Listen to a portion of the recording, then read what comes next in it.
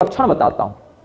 सर्गश्च प्रतिसर्गश्च वंशो मनवंतराणि च वंशानुचरितं चैव पुराणं पंचलक्षणम।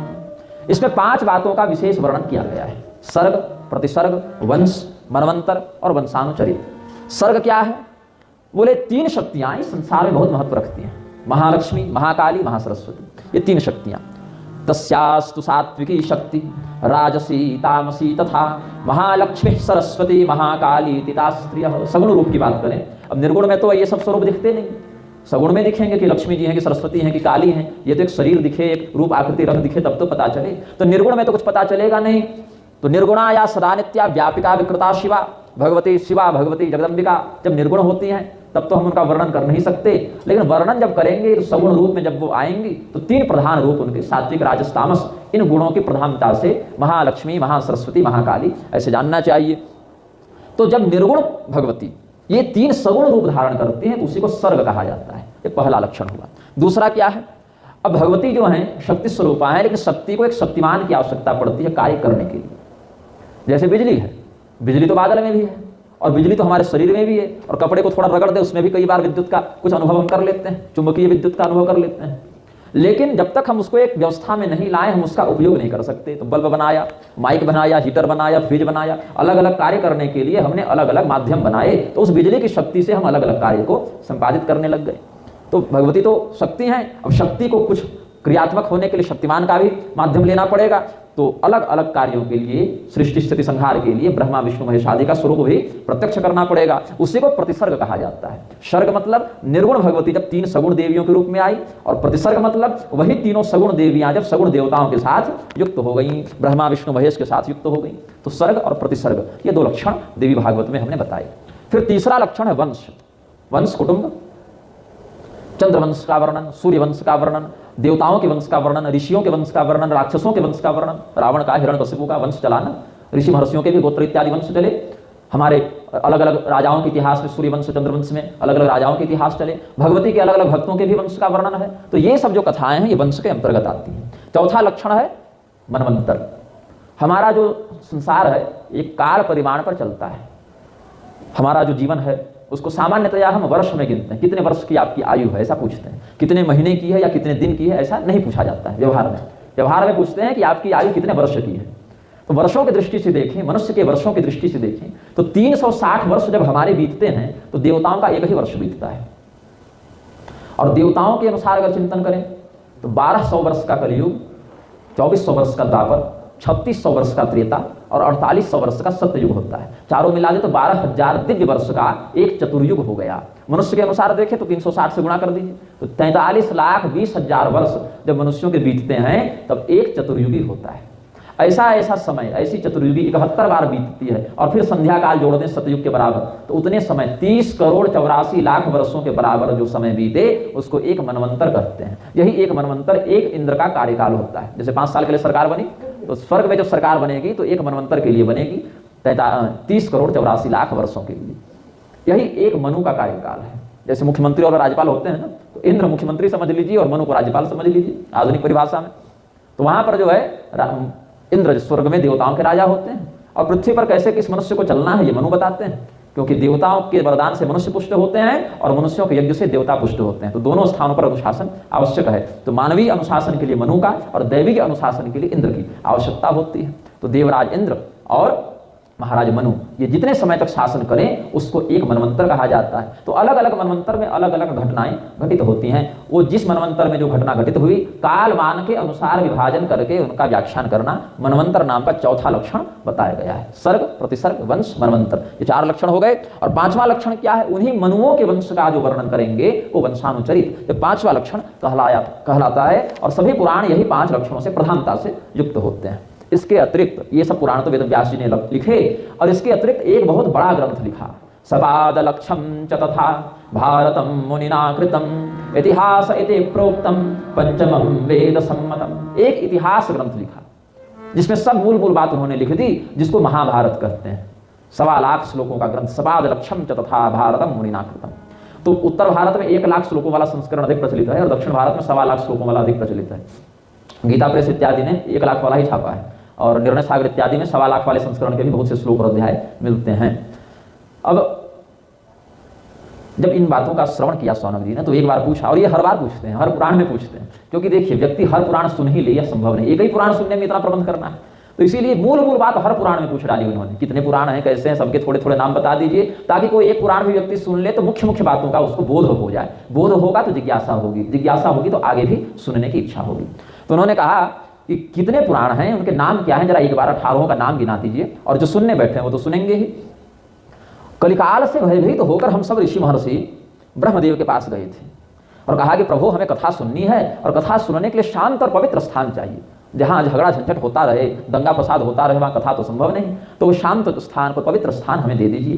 तो ब्रह्मदेव ने एक मानसिक चक्र दिया उनको, एक मन से बनाकर एक रचना करके एक चक्र उनको दिया और कहा ये चक्र के पीछे पीछे जाओ, और जिस जगह पर ये चक्र, उसका जो नेमी भाग है, जो मध्य भाग है, चक्र का जो केंद्र है, वो नेमी भाग जहाँ शीर्ण हो जाए, जहाँ स्तंभित हो जाए, जहाँ स्तब्ध हो जाए, वहीं पर तुम लोग रुक जाना।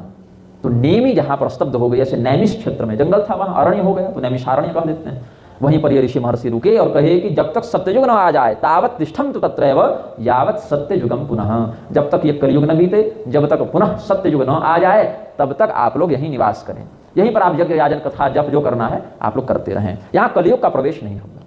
अब देखिए नैमिषारण्य तो आज भी है तीर्थ, और वहाँ तो कलयुग का प्रवेश देखने को मिलता है, लेकिन ऋषि महर्षि उस कलयुग से प्रभावित नहीं होंगे, ये कहने की बात है।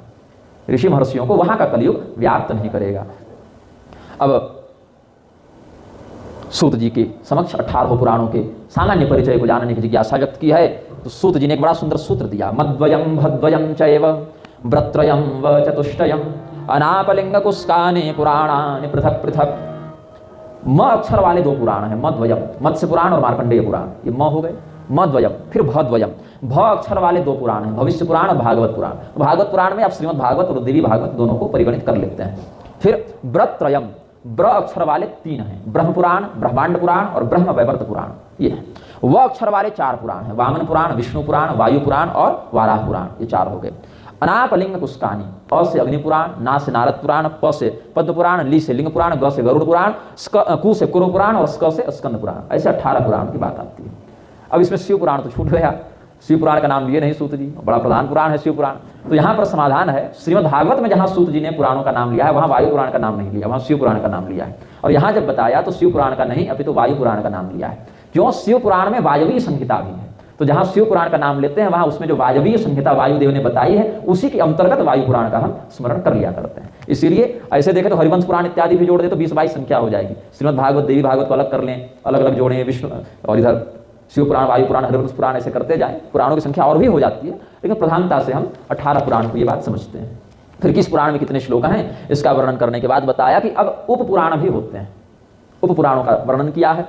सनत कुमारम प्रथमम नारसिंहम ततः परम नारदीयं शिवं चैव दौर्वास समनुत्तमं कापिलं मानवं चैव तथा चौसन संस्मृतं वारुणं कालिकाख्यं च सांबं नन्दिकृतं शुभं सौरं पाराशर प्रोक्तं मादित्यं चातिविस्तरं माहेश्वरं भागवतं वासिष्ठं च सविस्तरं एतान्युपपुराणानि कथितानि महात्मभिः। अब उपपुराणों की संख्या वो भी 18 बताई। कौन कौन? सबसे पहले सनत कुमार पुराण है। अच्छा, इसको भी भागवत कहते हैं, अनुभागवत सनत कुमार पुराण को कहते हैं, या आदि उपपुराण भी कहते हैं। पहला है आदि उपपुराण, दूसरा है नृसिंह पुराण, ये उपपुराण है। फिर नारदीय पुराण। अब नारद पुराण नाम का तो 18 में गिन लिए, अनापलिंग कुस्कानी में, ना से नारद पुराण, और नारदीय पुराण है, उसका एक उपपुराण भी है। शिव के नाम से यहाँ पर एक उपपुराण का नाम आया, तो शिव पुराण का नाम तो लिए लेकिन प्रधान में न लेके उप में लिए, तो यहाँ पर शिव पुराण नहीं, शिव धर्म पुराण और शिव धर्मोत्तर पुराण, ये अर्थ है। दुर्वासा पुराण, कपिल पुराण, मानव पुराण, उष्णा पुराण, औसनस पुराण जिसके विंध्यखंड में विंध्यवासिनी का महात्म वर्णित है, वरुण पुराण, कालिका पुराण, साम पुराण, नंदी पुराण, सौर पुराण, पराशर पुराण, आदित्य पुराण और महेश्वर पुराण। फिर कहा भागवत पुराण। अब यहाँ पर उपपुराण में भी भागवत का नाम लिया, तो जो महाभागवत है 4500 श्लोक वाला परमाक्षर पुराण, वो उपपुराण में यहाँ पर वर्णित है, और वासिष्ठ पुराण ऐसे। हालांकि इसके अलावा भी कल्कि पुराण इत्यादि की बात आती है, जिनको औप पुराणों में भी गिना गया है। अस्तु, जितने भी द्वापर युग हैं, सभी द्वापरों के अंत में कोई न कोई ऋषि, कोई न कोई देवता वेदव्यास के पद पर बैठकर इन पुराणों का यथा समय यथाविधि लेखन करते रहते हैं। वेदव्यास कोई नाम नहीं, एक पद का नाम है, एक पोस्ट है। इस पद पर कई देवता, ऋषि, महर्षि जब जिसकी बारी आए वो बैठते हैं। तो द्वापरे द्वापरे विष्णु व्यास रूपेण सर्वदा, भगवान विष्णु ही व्यास के पद पर बैठते हैं, लेकिन विष्णु भगवान कभी स्वयं बैठ जाएं तो कभी किसी के अंदर अपनी शक्ति स्थापित करके उसको बैठा दें। और हर मनवंतर के हर द्वापर में ये होता है। मनवंतरेषु सर्वेषु, सभी मनवंतरों के, द्वापरे द्वापरे युगे, हर मनवंतर के हर द्वापर में ये होता है। तो सभी मनवंतरों के सभी द्वापरों को जोड़ दिया जाए तो 450-500 वेदव्यास हो जाएंगे। उन सबों का स्मरण करना संभव नहीं है, क्योंकि लाखों करोड़ों अरबों वर्षों का इतिहास हो जाएगा। एक ही मनवंतर है 30 करोड़ वर्षों का, और अभी 7वां चल रहा है, तो 3 7 21 तो ऐसे ही हो जाएगा। तो 200 करोड़ वर्षों में कितने वेदव्यास हो गए ये हम मनुष्य नहीं समझ सकते, लेकिन अपने वाले मनवंतर में कितने हुए हैं ये समझा जा सकता है। तो अभी जो मनवंतर चल रहा है उसमें 28 बार वेदव्यास के पद पर महात्मागण बैठ चुके हैं।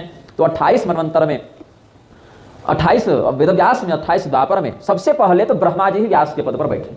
पहले बैठकर बता दिया कि देखो ऐसे इसका काम करना है, और जैसे आने वाला अधिकारी पिछले अधिकारी की सारी बात देखता है और वैसा आगे कार्य करता जाता है। ब्रह्मदेव ने जैसे वेदव्यास के पद पर अपना कार्य किया, उसी के आधार पर आगे प्रजापति, शुक्राचार्य, बृहस्पति, सूर्यदेव, यमराज, इंद्र, वशिष्ठ मुनि, सारस्वत, त्रिधामा, त्रिवृष, भरद्वाज, अंतरिक्ष, धर्मराज, त्रयारुणी, धनंजय, मेधातिथि, व्रति, अत्रि, गौतम, उत्तम, वाजश्रवा, आमश्मान, तृणबंधु, भार्गव, यहाँ भार्गव वाल्मीकि का नाम है, भृगुवंश में वाल्मीकि का जन्म हुआ था, शक्ति, जातुकर्ण, कहीं कहीं पराशर का भी नाम है, और कृष्ण द्वैपायन। ऐसे 28 वेदव्यास अभी तक हुए हैं। और इनके बाद कौन वेदव्यास होंगे तो बोले द्रोणिर्व्यासो भविष्यति।